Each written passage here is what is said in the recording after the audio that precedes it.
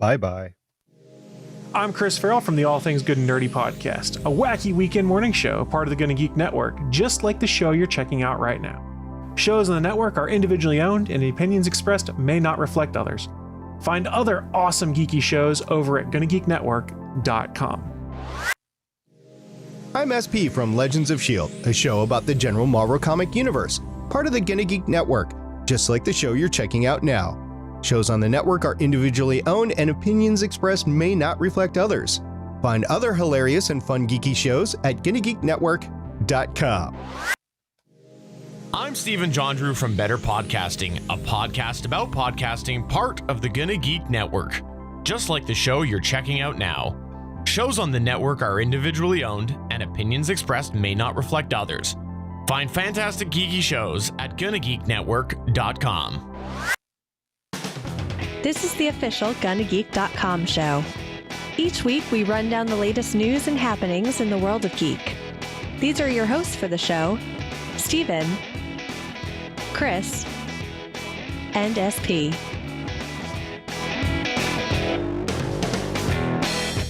Welcome to an all-new episode of the official Gonna Geek show. I am Steven, and with me, of course, is Chris Farrell.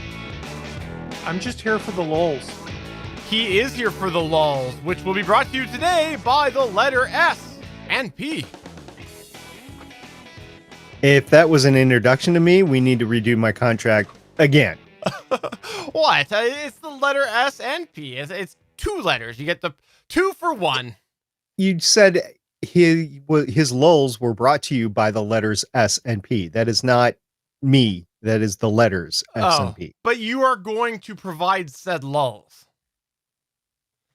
I think Chris is going to provide the lulls. If I'm the one that has to provide the laughs, we're really screwed. Because I'm not the funny one. I think we've been screwed for years, guys. That's true. Nobody ever said they came to the Gonna Geek show for laughs. Unless they were watching the video side of things. Then they laughed at our faces. I mean, yeah, I'd laugh at this too. I mean, they might have come for lulls, but definitely not laughs. That's true. All right, well, let's go ahead and lull into some news.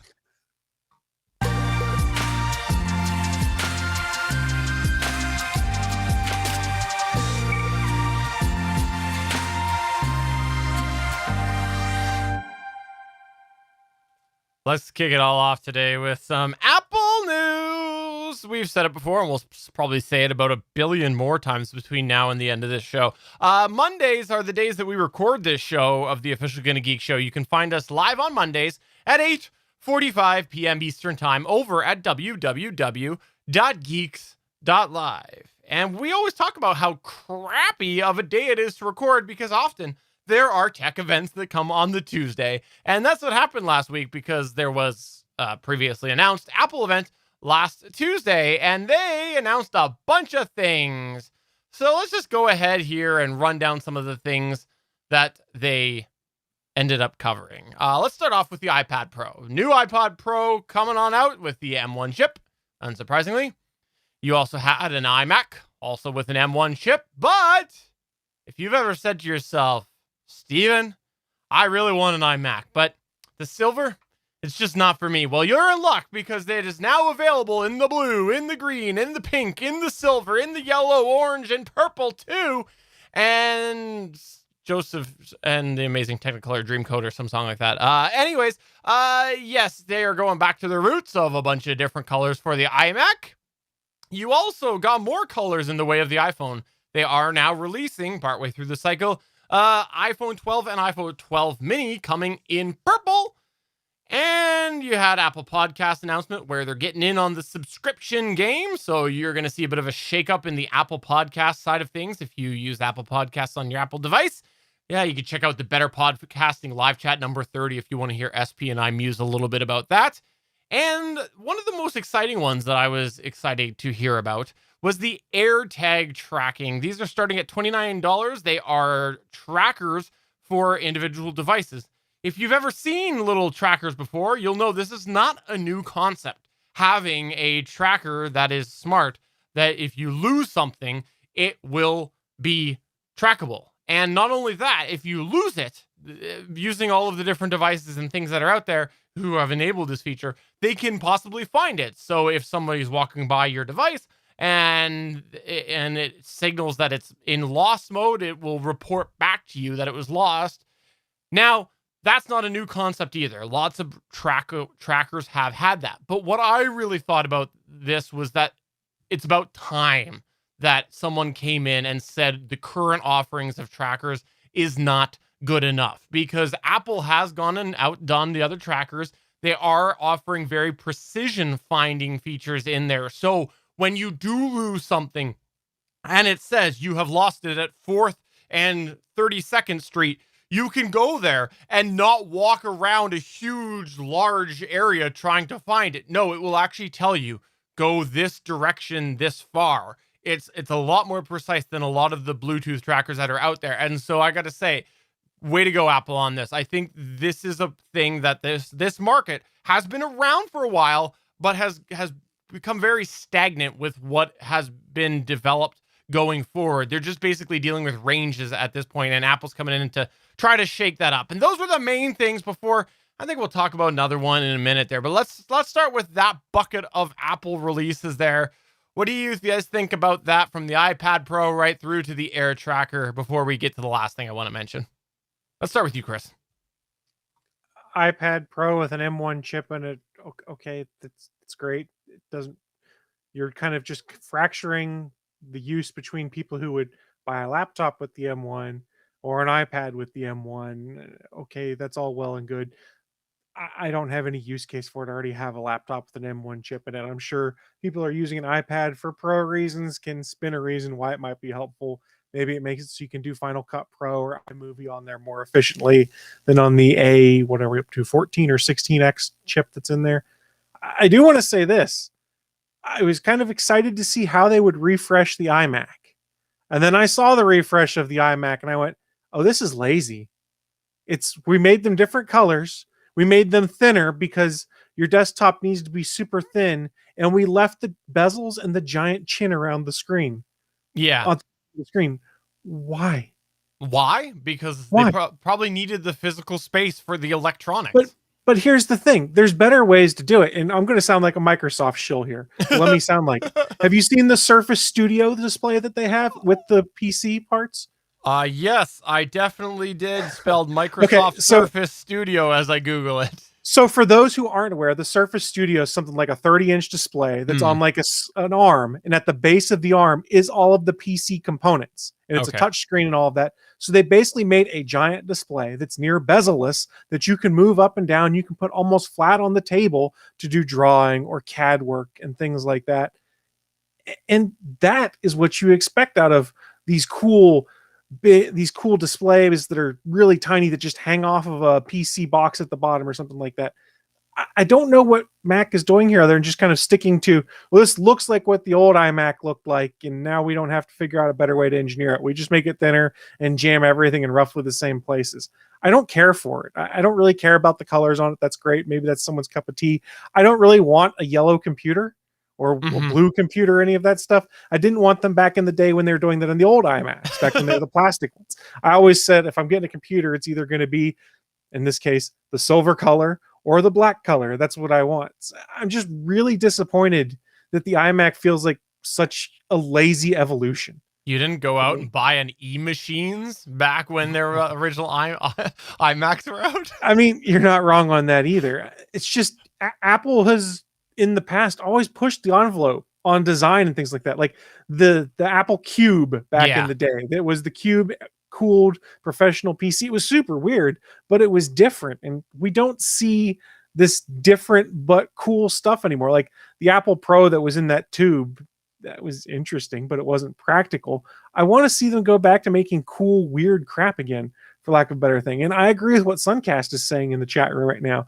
Out of all of these events we've had lately, they've been kind of underwhelming. And he says the M1 MacBook is the most exciting thing to happen to Apple in the last 3 to 5 years. He's right. Apple pivoting to their own silicon and it being good, that is the key. That is what's so exciting about what they're doing right now. I'm intrigued by the fact that pretty much all of the desktops are moving over to the M1 processor or some variant of it, but do something different with them. So I agree. I'm surprised how little they did with it. But as you sit here and you complain and say all the things that I was thinking, it occurs to me that they have though really branded that design. And I'm not just talking with like, we know customers know this because they see it and they're Apple fans and they like that. No, we literally have seen them pay stupid amounts of money to get this weirdly inserted into a TV show, right? Like they have spent a lot of time trying to get this thing in front of eyes all over the place. So I could see them sticking with this design quite a bit longer. Only for the good guys to have, though. That's one of the things we found out in true. Knives Out. Ryan Johnson said on the press tour, Yep. if someone is a bad guy, they're not allowed to have an Apple product based off the way Apple does things. That's true. So It's hilarious to me. yeah. What do you think about the iMacs there, SP? Are you keeping abreast of the situation with them?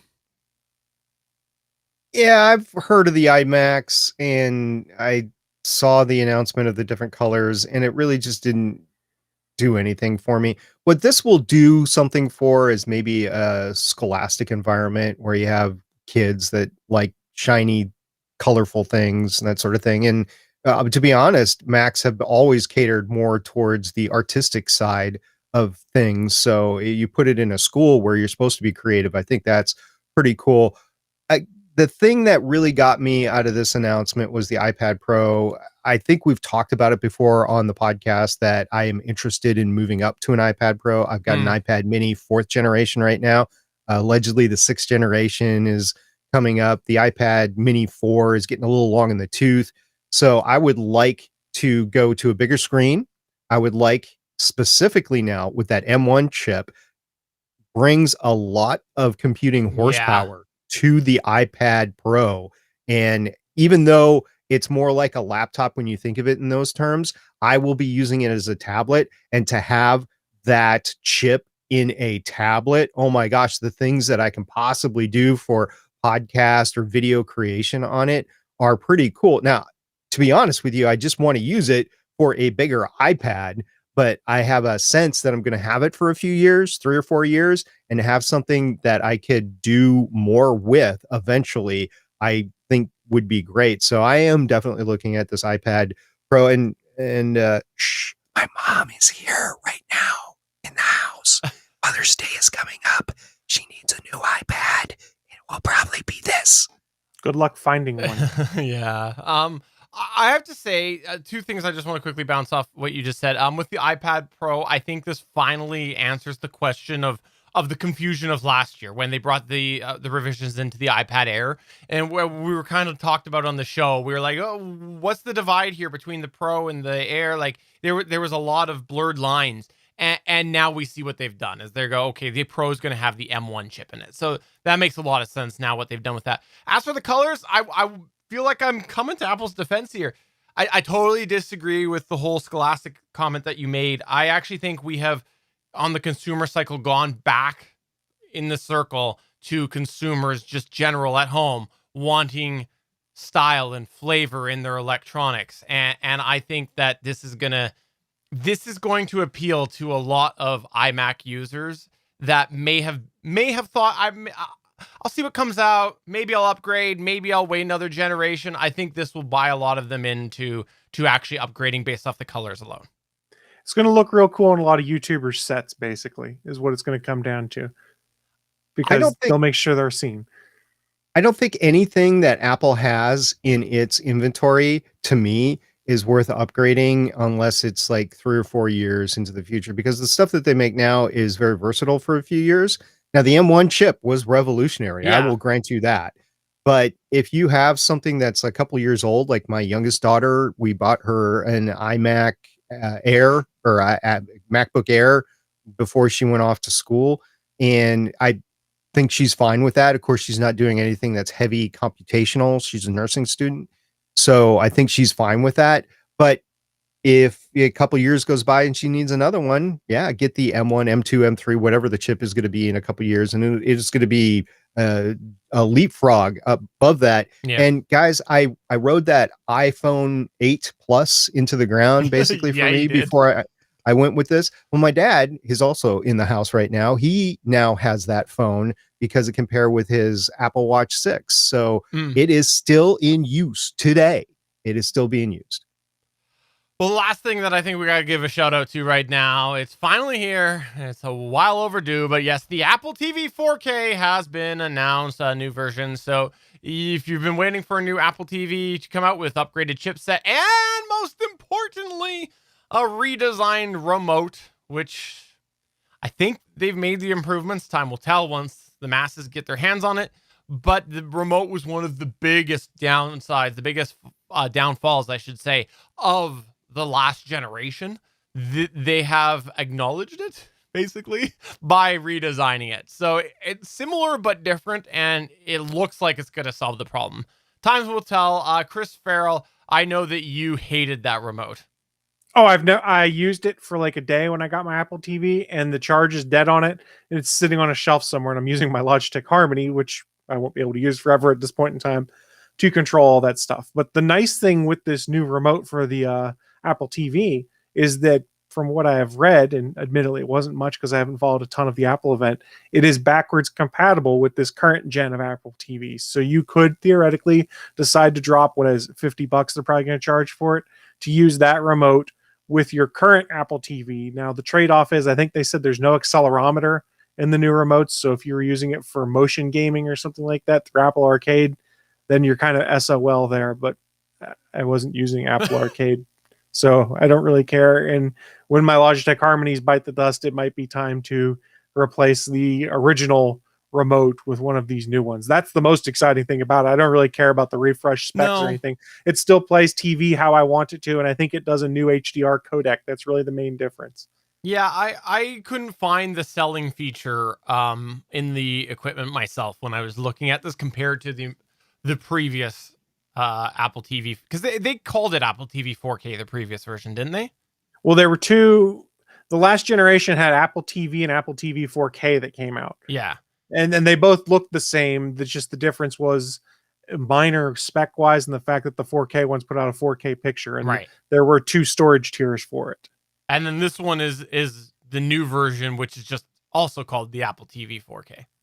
Yeah, they're probably just going to end of life the old ones. Yeah. You won't find them on shelves anymore. They'll get closed out and get replaced with these ones. So if you're looking to get an Apple TV, now's the time to look, because they're probably going to start clearing them out, sort of. We never really see great discounts, though, for Apple TVs. So, yeah. And in our chat, Suncast mentions it's now capable of HDR and 60 FPS. And we know what Chris's experience has been trying to get those on streaming services. Well, I mean, if you can download games to it and do it. So from a gaming perspective, being able to do HDR at 60 frames per second is pretty cool on something like that. SP, I mean, the Shield does it too. That's true. SP, you've been kind of quiet here. What's your thoughts on the Apple TV 4K refresh? I'm glad it's here so people can buy it.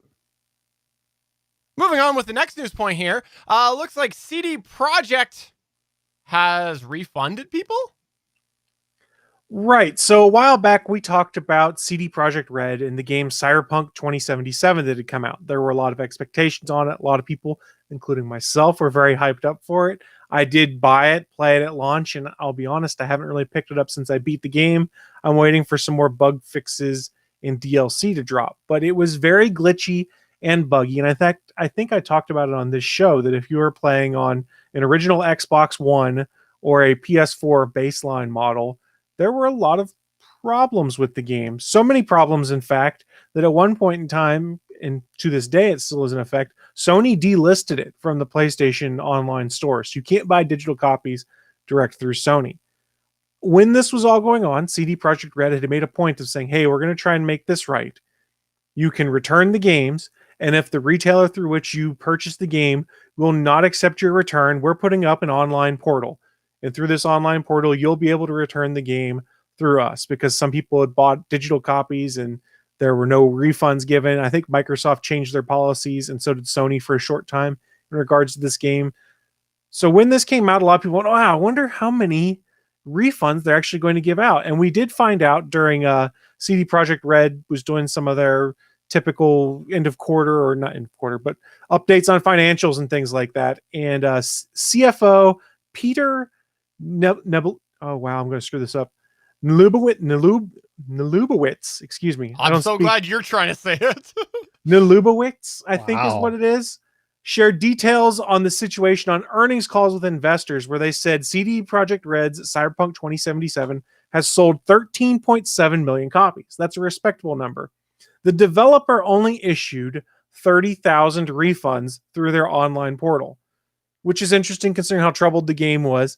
Now, the catch here, that's the refunds that they issued. This does not account for the fact that Sony issued refunds, that the Microsoft Online Store issued refunds, that if people took a game back to, say, Walmart or Target or GameStop within a certain amount of time, they could have theoretically gotten a refund.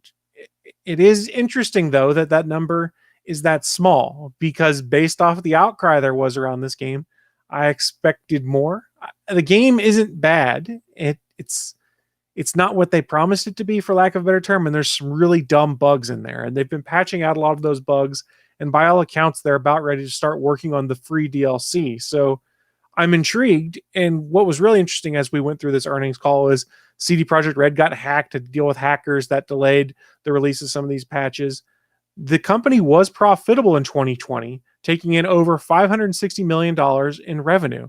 So despite all the trouble, despite the problematic release of this game and it getting critically panned, and arguably so for some of the issues they had, they made a boatload of money. I just thought it was really interesting and wanted to bring up that the refunds and the returns were not nearly as many as people were predicting. So I don't know if that just means we had a very vocal group that was angry that they had to tweet and Reddit post a ton, and the rest of the people were just like, it didn't live up to what I wanted. Oh, well. Yeah, when I first started reading this article, I had thought to myself, oh, that seemed like quite a bit. And then I started to think about it, and I was like, no, that's less. And I was realizing that why my mind went to the fact that thinking that it was a lot was because of the hoopla that had been made, or the hubbub, whatever you prefer, about this when it was all happening. And I think you're right. I think this is a huge example of, I'll just say, gamers bitching and not actually following through, because I've talked about it on the show a few times before, that I'm of the opinion that the general gamer crowd will complain, they will push companies into making a decision, and then they won't follow through, and it doesn't matter. They will, in the end, do whatever it takes. And so I think this is another example of gamers making noise. I don't know. Sorry. Now I said something that I might have to censor myself. We'll see how I feel in editing. I think that is entirely, I mean, when this came out, what time of year was it when this all happened, Chris? I think it finally came out in November when it was all said and November done, after multiple 2020? delays.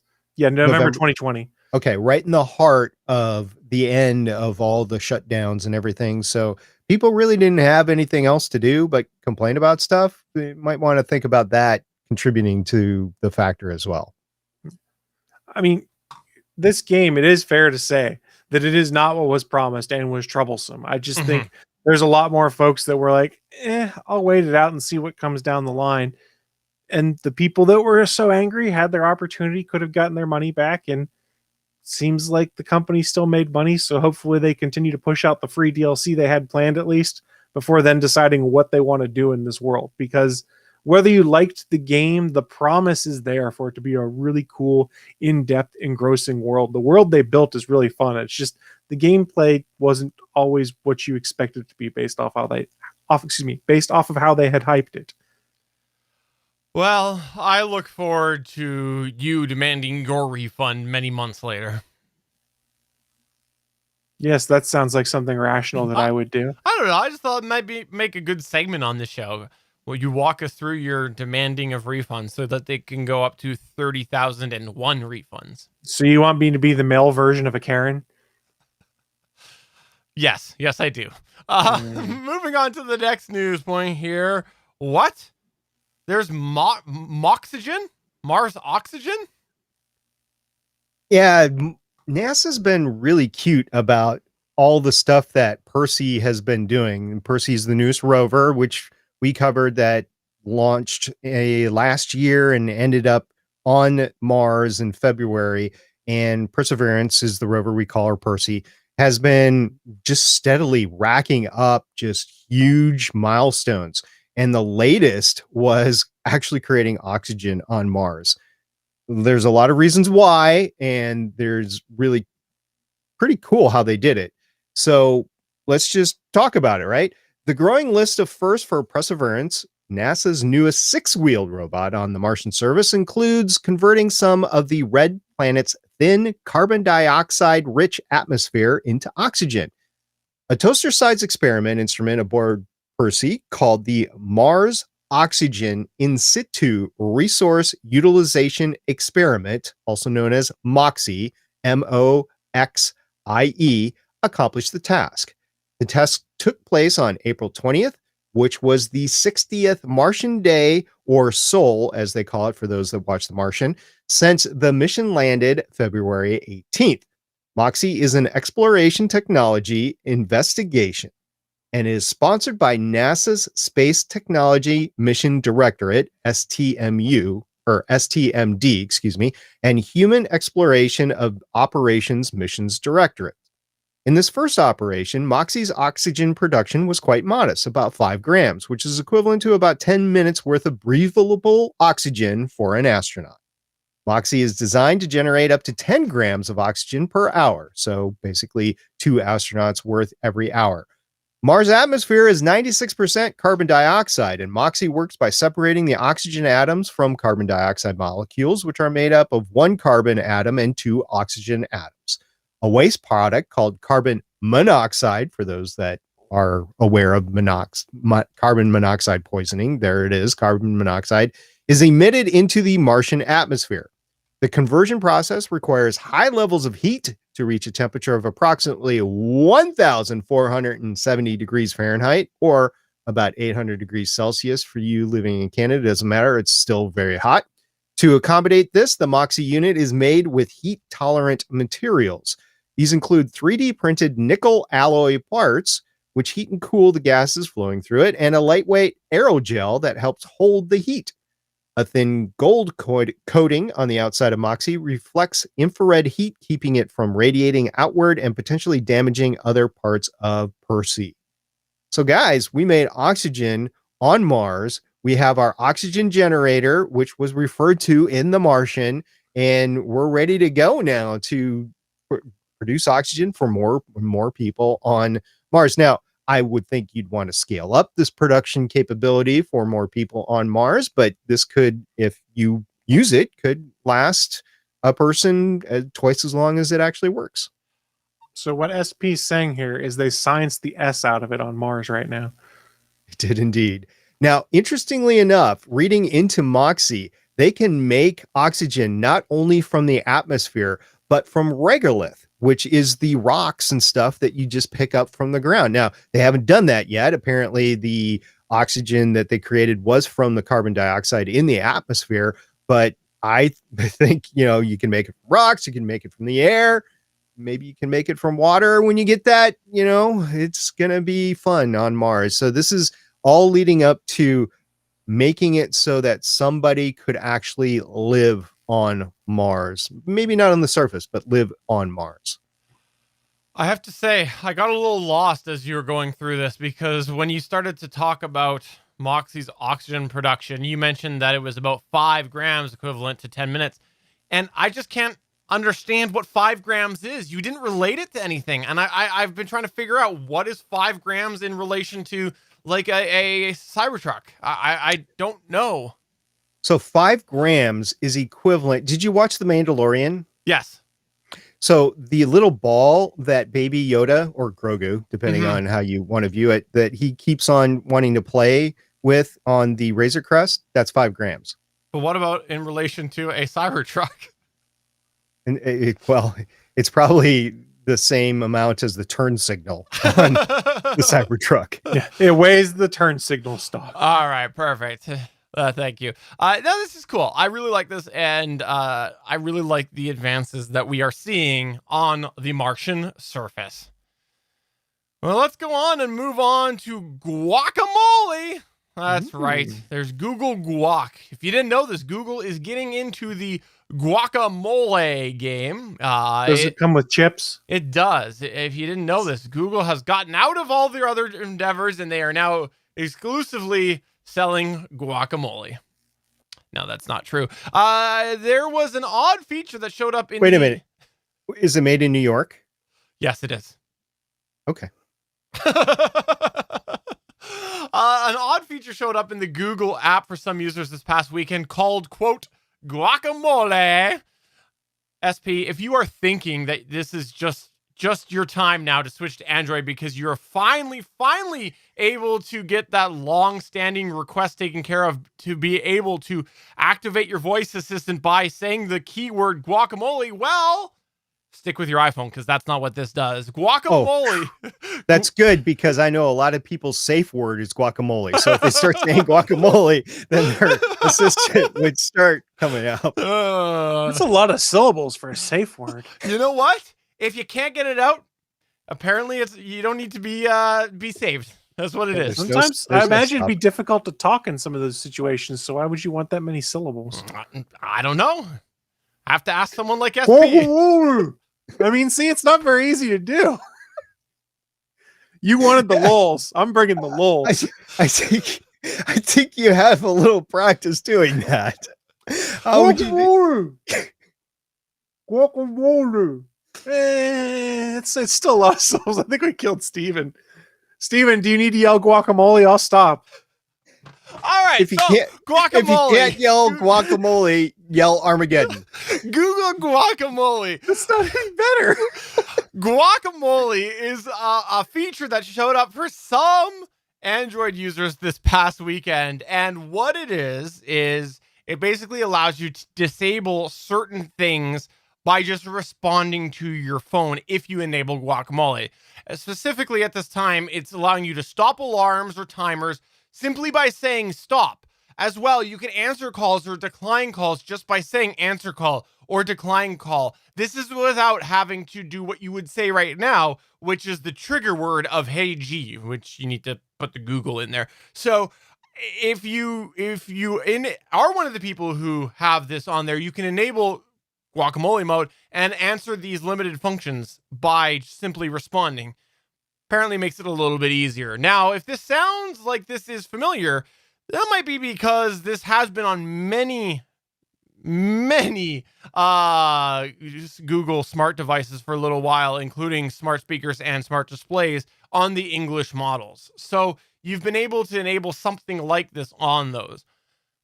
Now, as per usual Google format, they didn't say how exactly, or I'm lost here because of what you did earlier, Chris, but they did not say who got this update, and it's a mystery. We don't know who's trying this out, who they've rolled this out as, who their target trial base is, but just know it is probably people who have safe words as guacamole. From what I had read, this was something that they're testing internally, that someone screwed up and configured it so that it would show up in people's beta versions of the next version of Android. And when they tried to go and configure it, it redirected them to what is basically the address of an internal Google server. So they couldn't actually configure guacamole to do anything on their Android phones. They could sort of look at the code and the help screens there to figure out what it was supposed to do. So unless you work for Google, you're probably not getting the full-blown guacamole experience. Like Steven mentioned, if you have the digital assistants and stuff, you sort of get it on a limited extent when it comes to canceling and stopping timers, but that's about it right now. So what you're saying is it did nothing like trying to use the safe word guacamole when you've only got one breath left.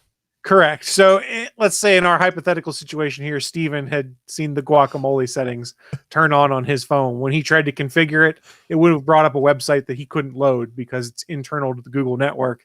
And you just would have been SOL at that point in time. And it would have timed out and you could turn it on and nothing would happen.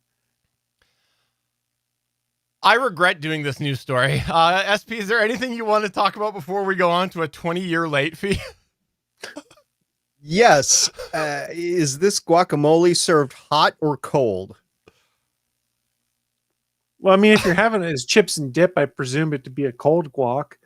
I mean, but if you're having it with food, it might be warmed if like you put it on a burrito or something. You know what? I have to say, everyone gets the rocks off in their own way. Could be hot or cold. Guys, we're just talking about food. Calm down here. Everyone likes chips and dip. 20-year late fee, Chris. What's up with that?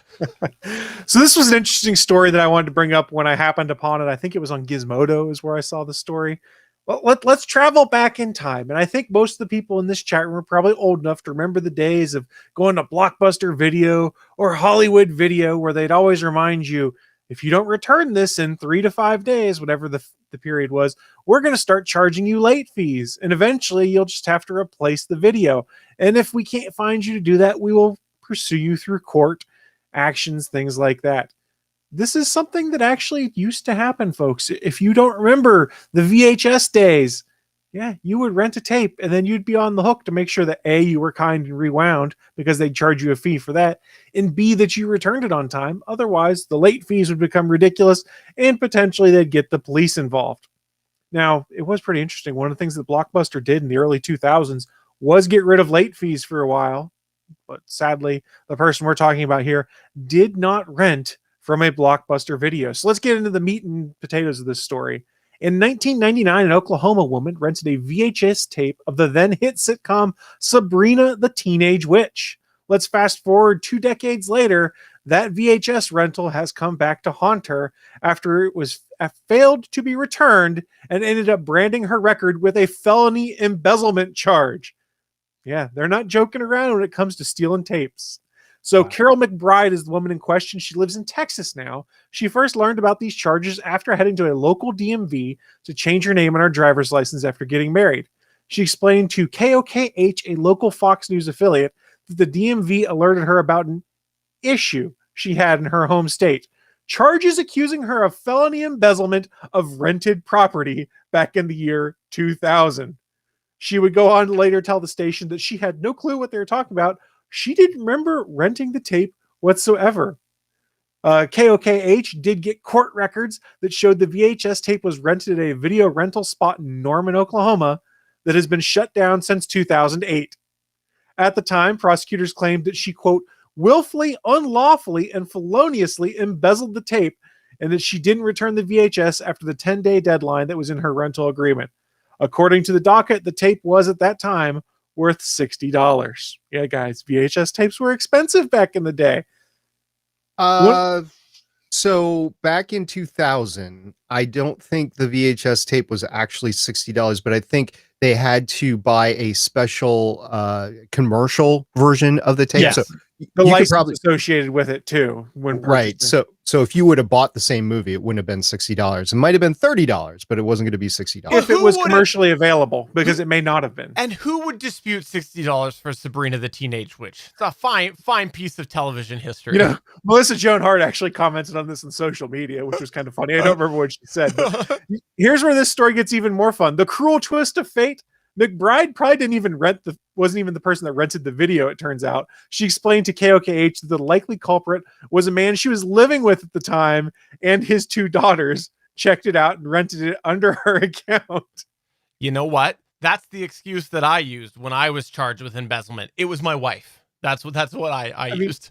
That's the really funny thing here is how this turns into felonious embezzlement. There is good news, though. We had our laughs as we're going, what the hell is going on with this? Now, this woman, arguably living a life of WTF. What does this mean? What does this mean for me that this tape never got turned in? There's felony charges on me.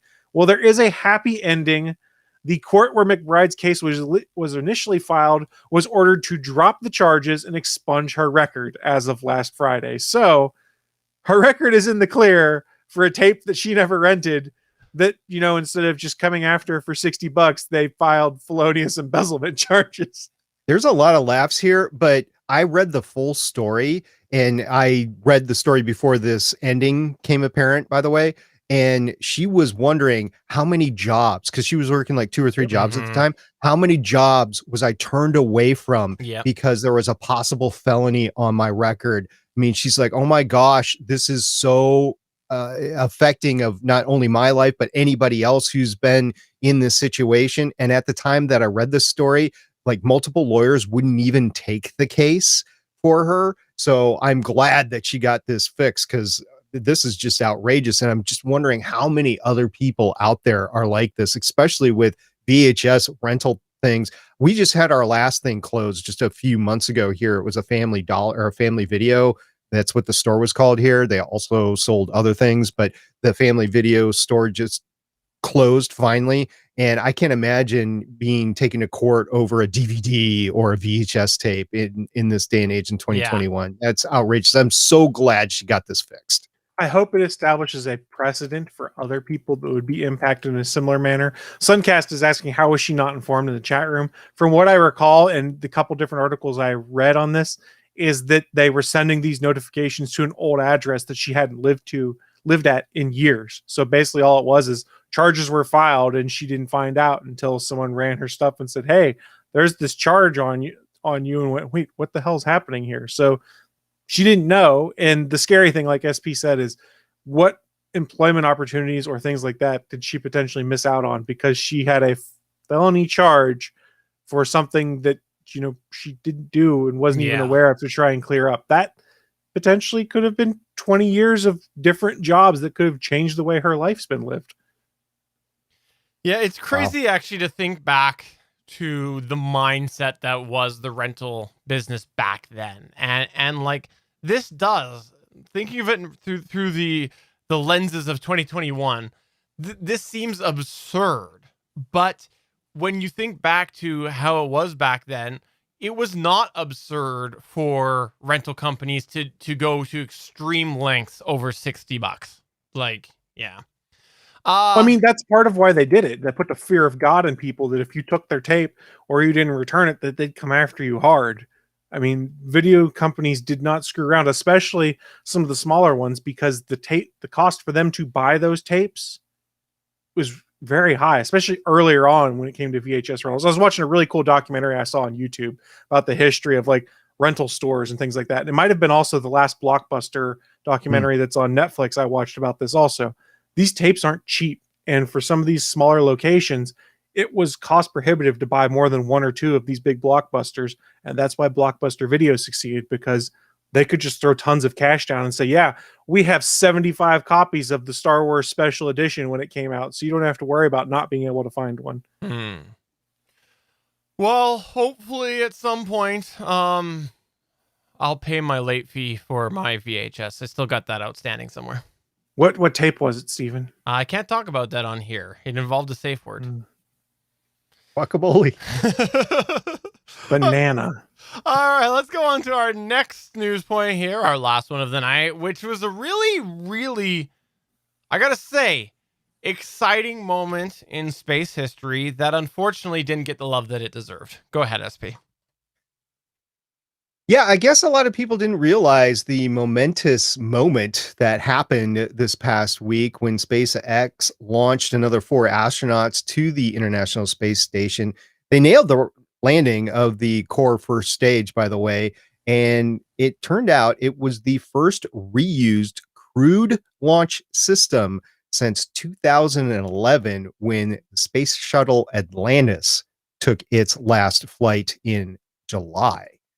So for the first time since that mission, which was STS-135, a launch on Friday, April 22nd, 2021, from the United States soil carried humans into space aboard a reused space flight system. Now, I want to take a second here. I had to write that very specifically because I wanted to say the United States sent somebody up into space on a reused system, which was technically true, but not the truth of the matter. So the thing is, SpaceX is a private corporation and NASA subcontracted them out to do this. So you could say that NASA did it because they paid for it, but ultimately it was SpaceX that performed the act and not NASA and not the government of the United States. So I wrote that very specifically. Okay, moving on. 4 astronauts from 3 different countries took a ride on SpaceX's Crew Dragon capsule named Endeavour. It was named Endeavour during the Demo 2 mission last year.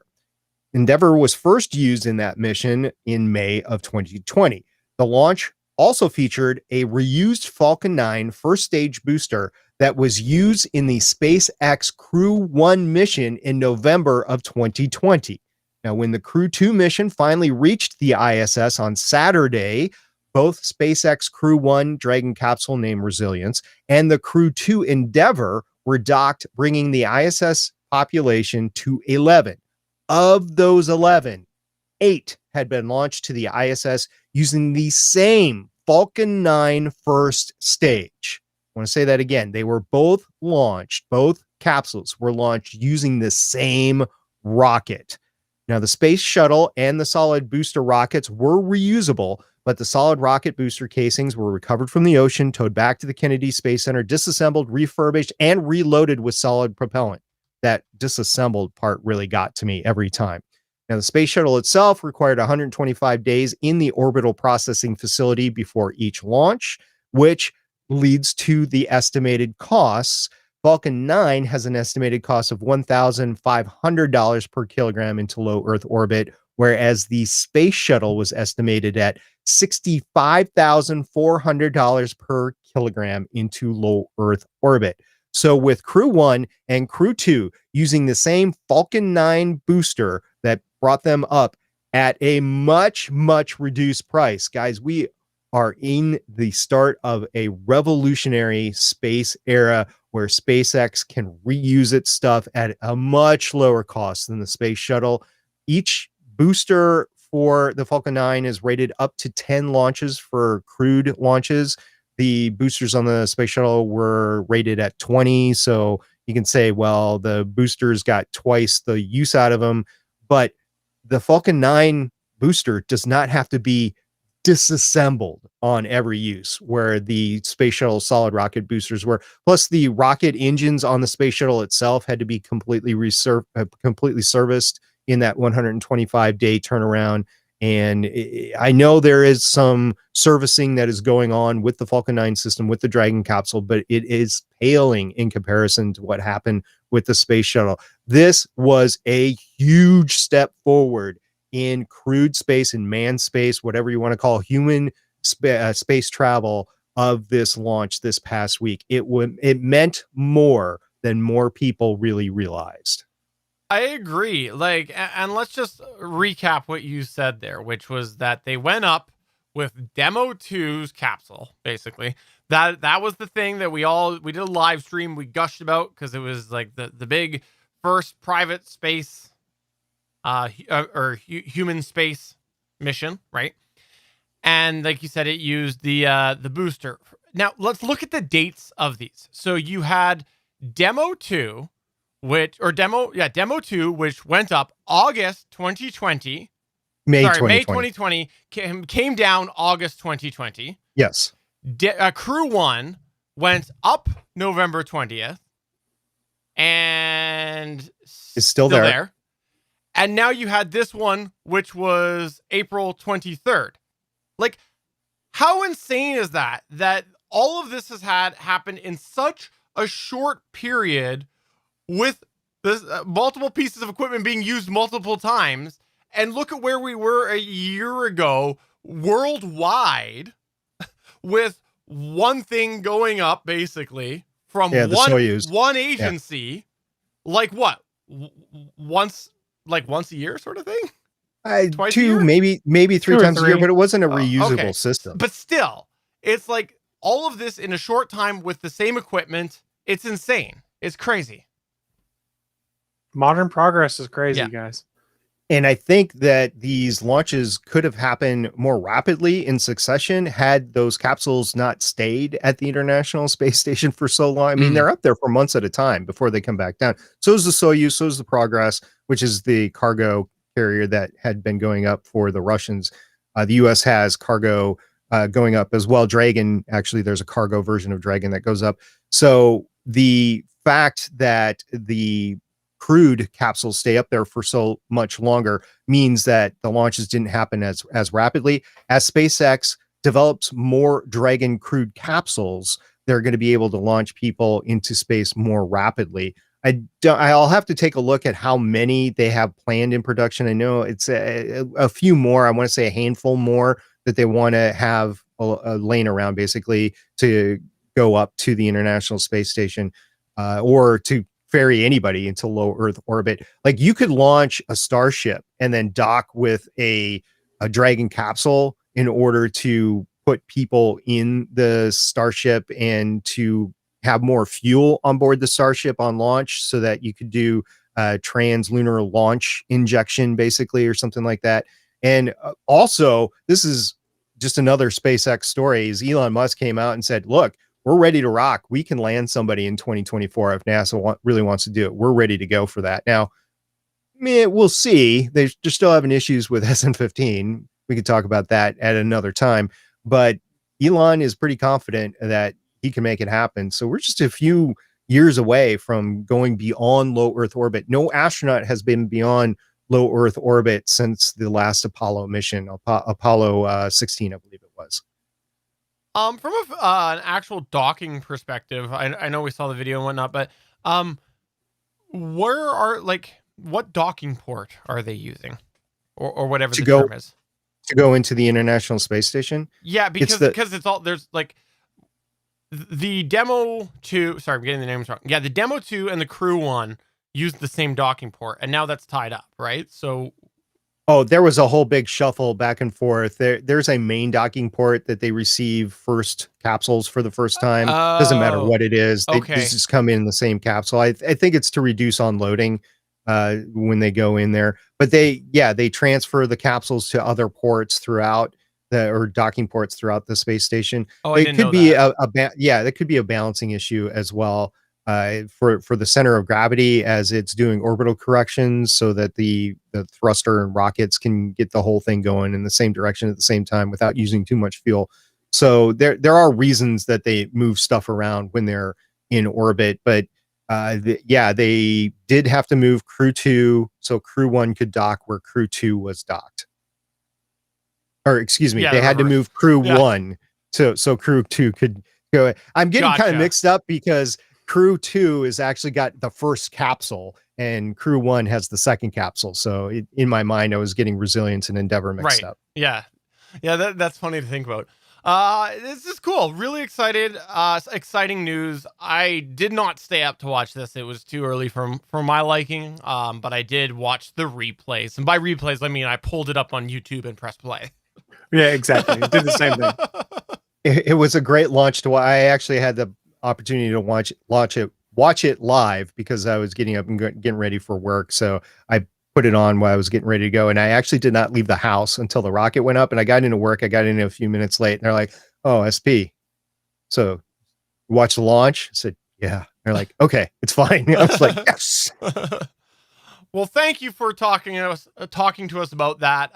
Like I said, I personally do feel that this did not get the praise that it deserved. I think that part of that is because we did see the space shuttles, the same ones go up and down sort of thing, right? Like the idea of a reusable vessel to carry people is not new. But the fact that this is so close together and multiple things, including the booster, this is crazy. So I hope we're not getting into the saturation point where we were like when the shuttle became just routine, or Apollo missions became routine. There's been a lot that's been happening. So let's just recap some of the things off the top of my head. The SLS core stage was tested and it's being ferried over to Kennedy Space Center. You have the Starship SN 11 that was tested, and 10 and 9 before that. So Starship is being tested. Blue Origin just had its test. The Rock, which was the Strato launch airplane, is trying to get up for its second test flight ever. And you have all the stuff going on Mars. You have Ingenuity, you have Percy landing, you have Percy making oxygen, you have just great drone coverage now. For the first time ever, you're getting a picture above where the rover has been making tracks in the ground, and those pictures are making it around the internet right now. So there's just a lot going on in space, and I just hope it just doesn't become routine, because that's what made it special over the last year. So we were so starved for space stuff, and all of a sudden we got a few big but quick successes, and now we're continuing to get those successes, and I think it's becoming a little bit routine. Now, in truth, when SpaceX operates the Crew Dragon capsules more and more, it's just become routine. I get that. But this specific launch should have gotten more accolades and coverage than it did because of everything that I just went over. Agreed. But that's going to go ahead and take us to the end of the show. Before we wrap up, we'll just take a moment to go around the table and plug and promote and do whatever we'd like to do. And I just want to go off. I want to go and start off and say I had a chance to drop into the live recording of this week's Legends of S.H.I.E.L.D. podcast that had SP, it had Lauren, it had Michelle, but it also had guest star Chris Farrell. And I just have to say it was a fun time. All of them had very, very excellent points. A variety of different opinions about the finale.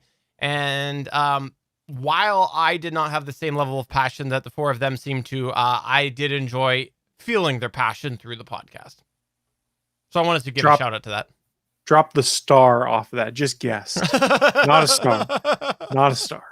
Oh, you were definitely the star of the show, Chris. I was glad to have you on the show. And thank you very much again for being part of that final coverage of The Falcon and the Winter Soldier, or the premiere coverage of another show, which due to spoilers, I won't go into right now. You know what? I shared a bit of a meme that kind of did a bit of a spoiler today on the Gonna Geek Facebook page. And I have to say that I think Marvel has nerve to ever ask us to keep something spoiler free ever again, because their PR people have been ridiculous for this series and for WandaVision.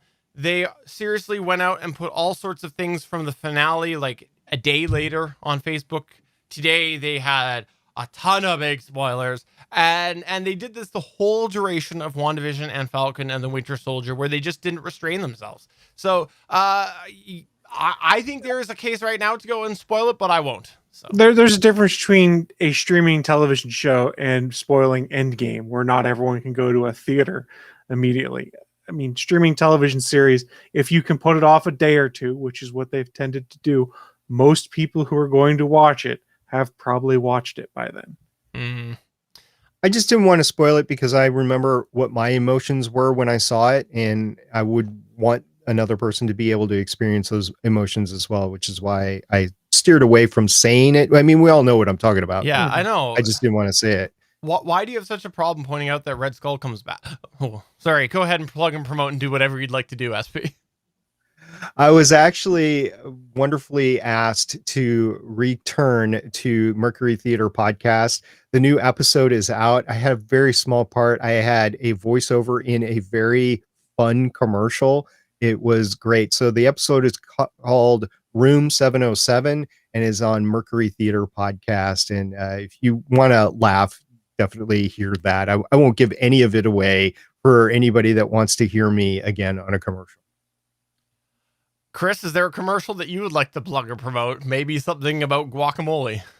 No, I know. Don't tee me up for the easy ones here. Just a friendly reminder, there is a lot of live content that you can watch on Geeks.live. If you scroll down to the bottom of the page, assuming you're watching it live right now, you'll see a calendar of all of the upcoming live events. Please come check some of those other shows out and let them know that we sent you.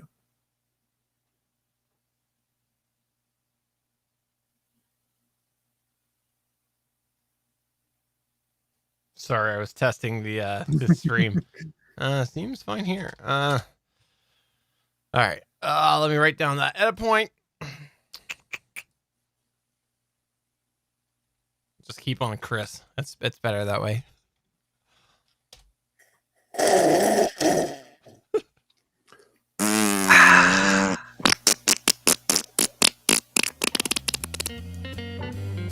So, for episode number 375 of the official Gonna Geek Show, I'm Steven saying we learned too much about Chris tonight.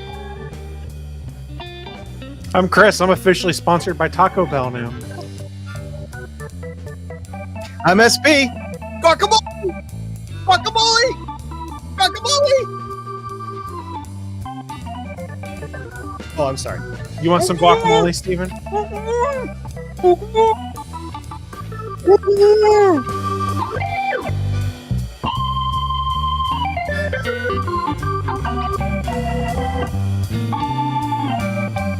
Thanks Thanks for checking out another episode of the official GonnaGeek.com show. If you like the show, please give us a 5-star review in Apple Podcasts or a thumbs up on YouTube. You can always join us for our live recording sessions, which stream Mondays at 8:45 p.m. Eastern at www.geeks.live. And remember, you can find our full back catalog at GonnaGeek.com/show. If you're itching for more geeky content, check out other shows on GonnaGeekNetwork.com. Voice work was by Emily Prokop of the Story Behind podcast. That's it for this episode. We hope to see you back again next week.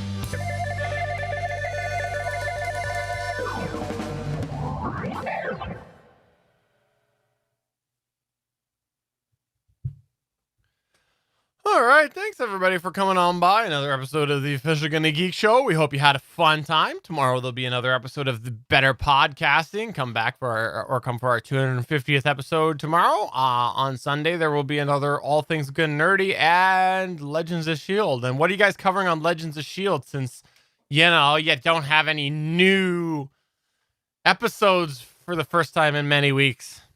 This will be actually appropriate considering a lot of stuff in the news. We are finally ending our Defenders coverage, which is all the Netflix series, and the last season of all that was Jessica Jones season 3. So we'll be covering that between now and when Loki is on, which means the first week we'll have 3 episodes.